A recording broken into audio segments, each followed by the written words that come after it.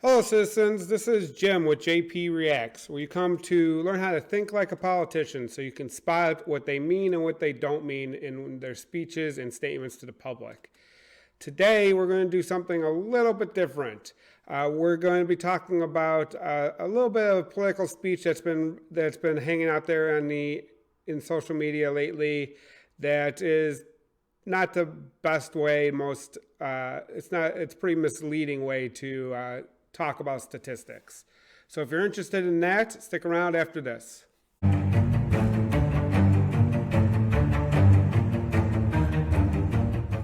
Okay, so we'll jump right into it. I have right here a common post I've been seeing online lately about, this is in relation to COVID-19 and the survivability rate. They're talking about the 99.7% survivability rate. So this is a clear misuse of statistics to pursue a political agenda.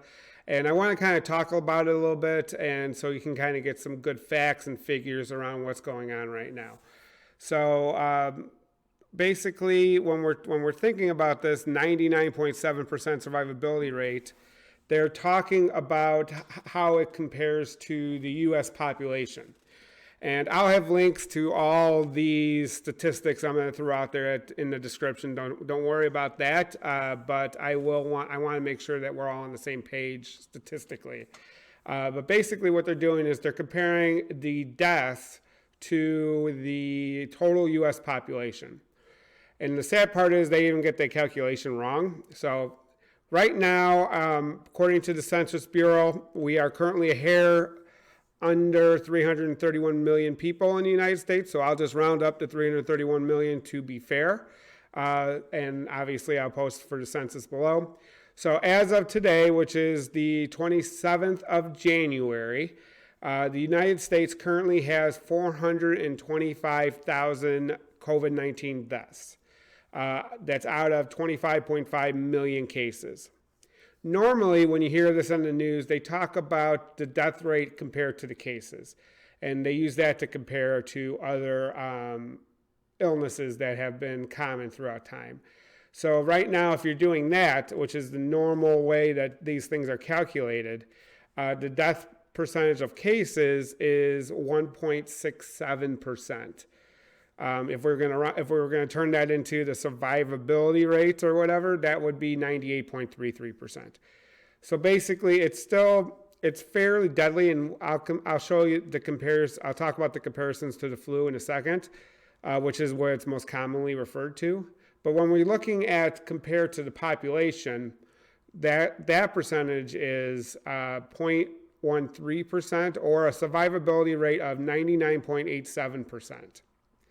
Now, granted, this number is a higher survivability percentage than they're even saying, but it's pretty silly. And the reason that they're trying to throw out this percentage is because they don't want to participate in the things that are keeping everybody safe right now. So that includes wearing a mask when in public and social distancing, getting the vaccine when it's readily available, and all the other items that go along with what we're trying to do to keep the slow to spread of the virus right now. So let's just talk about how we would, if we were comparing that to other things in life that kill Americans, basically. So I got a lot of this from the CDC. So average annual flu cases that are what a lot of these people compare COVID to is between 9 and 45 million cases. So we're closing up, we're right in the middle of that range, right? And the usual deaths is between 12,000 and 61,000 deaths. So we're way over those deaths, right? So if you were just comparing apples to apples, right, how many deaths per cases on the both? Remember, we said for COVID, it was 1.67% death rate based on the cases. And remember, and then when we're looking at the flu, that would be, if we're taking the low end, which is the 9 million cases and the 12,000 deaths, that would be a 0.13% death rate. If we were taking the higher end, which is the 45 million cases or the 61,000 deaths, that would be 0.14. So they're basically the same regardless of the range of the deaths, right? So as you can see, COVID is a lot more deadly if you catch it than the flu, which is what they're comparing it to. But that's not even what the problem is here. When we're thinking about the flu, there's a lot of things we do to protect ourselves from it, right? We take a big chunk of the population takes vaccines. It should be, hopefully it would be bigger in the future, but right now a big chunk of the population takes the vaccines. When we're sick, we try to stay away from people. We stay home. We wash our hands more. We try to drink more fluids. All those things to try to not infect anybody else, but also to help us get better faster and to prevent us from getting sick in the first place, right? So if we were looking at the population death survivability rate from the flu, that survivability rate is actually higher than COVID, right? Because there's fewer deaths. So that's 99.982% survivability rate from the flu. And we're doing all these things to prevent the deaths in the first place. Why would we even do that if the flu is less deadly than COVID, right? So we all agree that it's best to take those types of concerns in mind and to make sure that we're trying to keep not only ourselves safe, but those people that we care about safe, right? So let's look at a couple other things, just other items that kill a lot of Americans. Heart disease deaths, right? That's probably usually the leading cause of death in the United States. And we do a lot of things to try to prevent it. We try to eat well, exercise. We try to get checkups on our heart, right? Some people take medication. So there's a lot of things we do to prevent the deaths. The survivability rate from that, there's about 659,000 deaths per year, is 99.8%. So it's slightly lower than the COVID, but it's right in the same ballpark. 0.07% is the difference, really, or 0.06. What about cancer? We're doing a lot to try to prevent deaths from cancer, right? We have new screenings to make sure you get that safely. When things we know cause cancer, like smoking or waste, chemical waste and nuclear waste and all these other types of things that we know cause cancer, we're doing everything we can to prevent that from happening, right? There are major lawsuits. You have the EPA that tries to regulate it, to keep it from happening to begin with. There's a lot of different ways we work to get that, right? That death rate, there are 599,000, a little bit over 599,000 deaths from cancer every year, is 99.82%. So again, a little bit lower even than COVID, but still in the same ballpark. And we're doing all these things to prevent those deaths, right? Now let's talk about something that has a higher survivability rate. You have accidents. These are these are accidents. That includes car accidents, other types of accidents. Normally in the United States, there's about 173,000 accidents every single year. That survivability rate is 99.948%.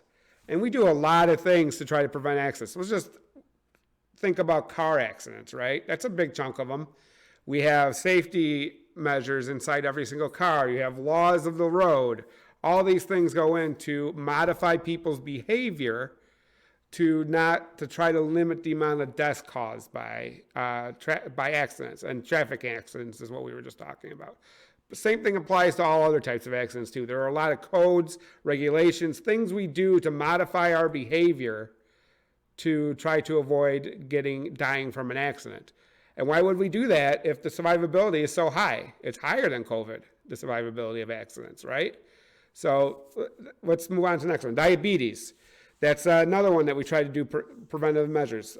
We have insulin shots. You get screenings, usually annually with your doctor. You try to eat well. There's a lot of things we're doing, modifying our behavior to try to limit the amount of people that die from diabetes.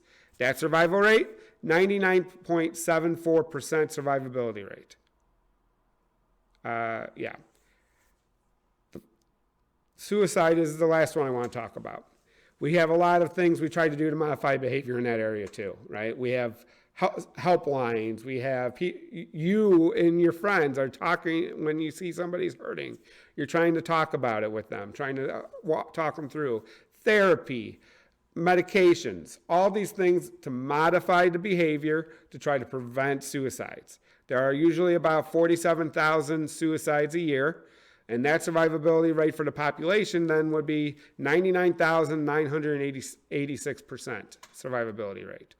So why are we doing all these things to try to prevent suicide deaths if it's so survivable as at the population level? So you see the silliness of this argument right now is what I'm talking about.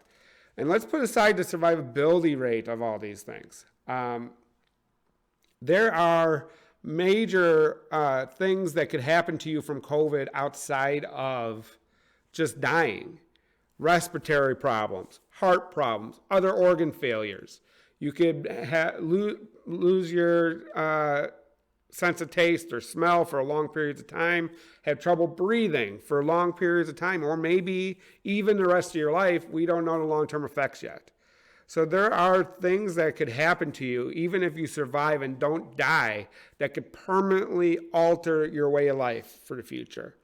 So if you ever see this type of statistic, I'll put it up real quick again, always think about what they're trying to say. What is the purpose behind this, right? It's a political statement, even though they're using statistics. And we need to be aware of how they're trying to modify behavior and how they're trying to make people feel silly for trying to save themselves from a deadly virus that's not only deadly, but is long-term can long-term negatively affect your health. That's just a silly way a bad argument all the way around. And this is just a health argument, right? From a political standpoint, the people that you're trying to reach, that you're probably going to reach with this type of statement, are the people that are voting for you anyway, right? So if we're thinking about this, if they're going to be voting for you anyway, you're increasing the chance of them getting really sick and dying and lowering the group of people that would be voting for you. So you can see how that's bad politically too. So do us all a favor. When you see stuff like that, just ignore it. No real point in arguing with people over it on the internet because they're not going to change their mind. Just know that it's not based in good logic and good common sense. So continue to mask up when you're in public, avoid large crowds, socially distance whenever you have to be in public, wash your hands, and when the vaccine is available to you, please get the vaccine so we can all go back to a normal life. So that is all I had today. Hopefully you got something out of this. If you did, please like this. Comment below on any things you're seeing out in the internet that you think maybe we need a little bit more context around. But and I'll definitely make sure I address that in the future video. But until next time, I'll see you around the internet. You have a great day. Bye.